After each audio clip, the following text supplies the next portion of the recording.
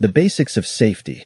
Through several years of investigating accidents and research in the field of accident reconstruction, leaders in the field of occupational accident prevention have concluded that there are specific reasons why accidents occur. They found that worker safety is dependent on worker behavior and human factors. They developed 10 safety rules and, while many of you may have heard them before, they are worth repeating. Basic safety rules. Stay alert and stay alive. The more awake a worker is, the less likely he or she is to get hurt. If you are unsure how to operate equipment or perform a task, ask your supervisor. Don't guess and muddle through. Make sure you know in advance the correct, safe way to do it. Wear the right clothes. Work clothes should fit properly. Anything that can catch in machinery or trip you up is hazardous. Wear protective clothing and equipment as required. Use the right tools. If you need a hammer, get a hammer. It may be handier to use a pair of pliers, wrench, or screwdriver, but you are more likely to get injured. Learn how to lift. Lifting takes more than muscle. It is an art. Don't try to show how strong you are. You may end up in a hospital. Get help to handle anything that is too heavy or cumbersome for you. Don't be a prankster. Practical jokes and horseplay can be dangerous, especially around heavy machinery. If you feel the urge to play, resist it until after work. Be tidy. Good housekeeping reduces hazards in the workplace or your home. Always put away tools when they are not in use. Keep the floors clean. Pick up scraps and wipe up spills. A slip or trip can be fatal. Reporting is important. Never fail to report accidents, defective equipment, and/or unsafe conditions. Get first aid immediately if you're hurt, even if it seems minor. Neglect of an injury may lead to serious infection, weeks of lost time, and possibly permanent injury. Back your safety program. If you have an idea you believe will reduce accidents, tell your supervisor about it. Set an example by obeying safety rules. Cooperate with your safety committee. Never take a chance. Next to sheer carelessness, shortcuts are probably the biggest killer of all. To save a minute or two, you may lose a lifetime. Whatever you are doing, if you are not doing it safely, you are not doing it right. No seafarer wants to get hurt or suffer injuries while working on ships. We all know it's a hostile working environment at the sea, and no matter how many precautions are taken, accidents are bound to happen as a result of one main and common reason: human error. A series of regulations have been introduced and implemented to ensure the safety and security of the seafarers working on ships. However, there are few types of life-threatening accidents that still keep taking place on board ships around the world. As seafarers working at sea, it is important that you are aware of them and take extra precautions to avoid them. SMS is an important aspect of the International Safety Management (ISM) code, and it details all the important policies, practices, and procedures that are to be followed in order to ensure the safe functioning of ships at the sea. All commercial vessels are required to establish safe ship management procedures. SMS forms one of the important parts of the ISM code. The Safety Management System, SMS, therefore ensures that each and every ship comply with the mandatory safety rules and regulations and follow the codes, guidelines, and standards recommended by the IMO, classification societies, and concerned maritime organizations. Guidelines and standards recommended by the IMO. Even the strictest controls will not necessarily eliminate all the risks associated with most job tasks, and this is where the need for PPE must be evaluated. A hazard assessment can help identify which specialized PPE will be required. There are numerous types of workplace safety equipment available, depending on the hazard exposure and work conditions. The following are basic PPE that can help protect employees. A boiler suit, also known as coveralls, is a loose-fitting garment covering the whole body except for the head, hands, and feet. Coverall is a one-piece outer garment worn to protect other garments, also called sangri. Head protection. PPE includes hard hats and headgears, and should be required for tasks that can cause any force or object falling to the head. Safety helmets are personal protective equipment designed to protect the upper part of workers' heads from falling or flying objects, impact, burns, and electrical hazards. PPE includes safety goggles and face shields and should be used for tasks that can cause eye damage or loss of vision, sprays of toxic liquids, splashes, and burns. Safety glasses are a part of personal protective equipment that are worn by the workers around their eyes for protection. Safety glasses act as a shield to protect the eyes from any type of foreign debris that may cause irritation or injury.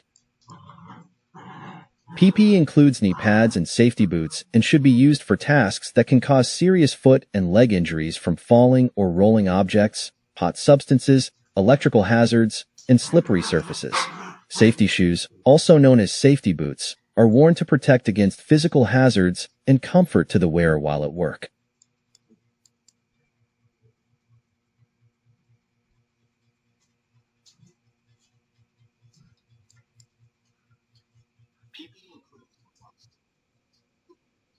PPE includes earmuffs and plugs and should be used for tasks that can cause hearing problems and loss of hearing.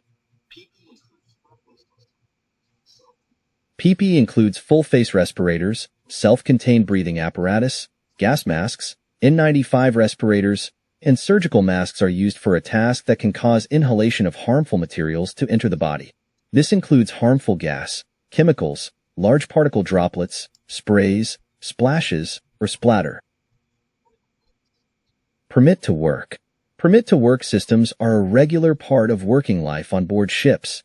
They ensure that proper planning has been carried out for a given work task and that all associated risks have been properly considered, that appropriate safety control measures are in place, and that all risks are properly managed. Wherever there is a high-risk job taking place, a written permit to work procedure should always be used. Jobs considered to be high risk should include entry into enclosed or confined spaces, working on machinery or equipment which can start automatically or requires isolation, hot work including welding, working aloft or overside, general electrical work under 1000 volts, electrical high voltage work over 1000 volts, working on lift machinery.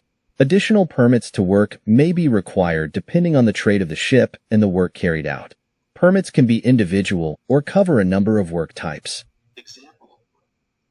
Example of work permits.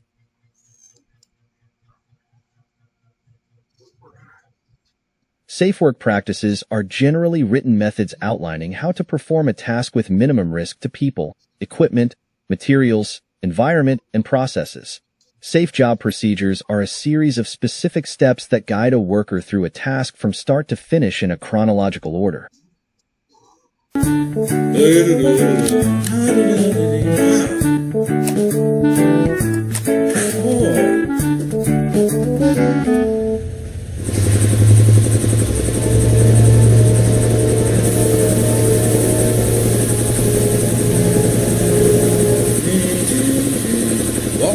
Whoa, crikey.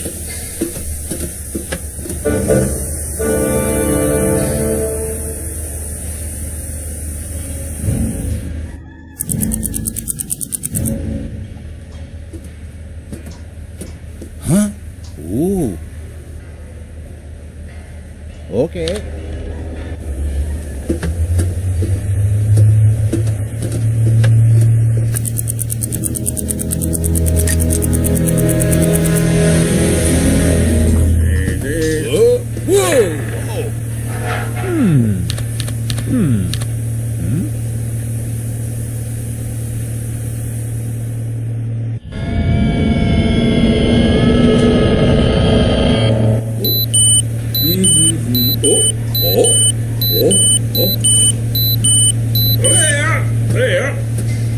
Good eye.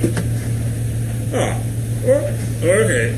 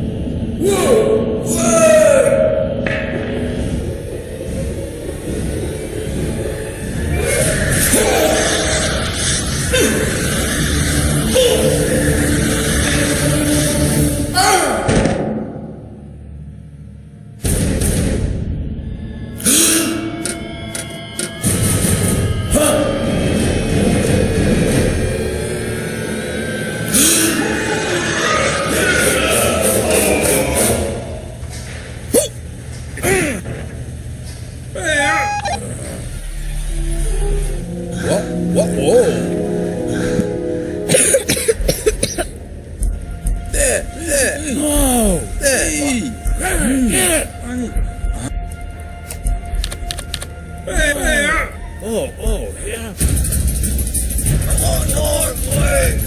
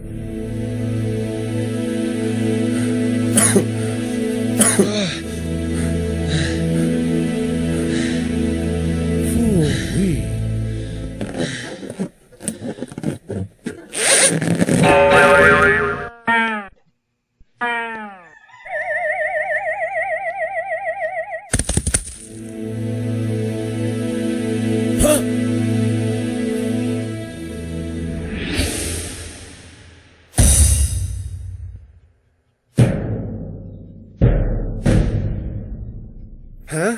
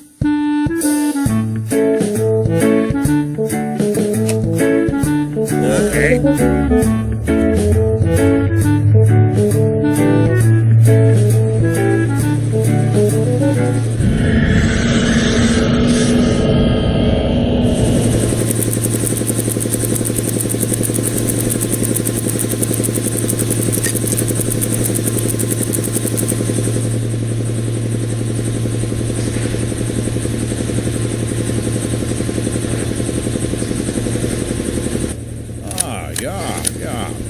Eh? Oh. Okay.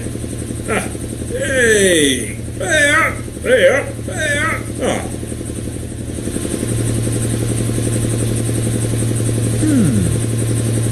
Right.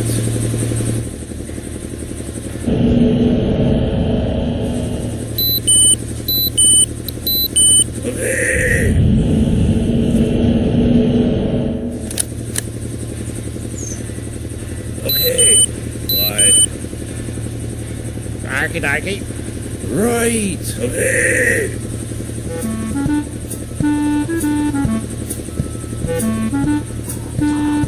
Four o'clock. 4 o'clock.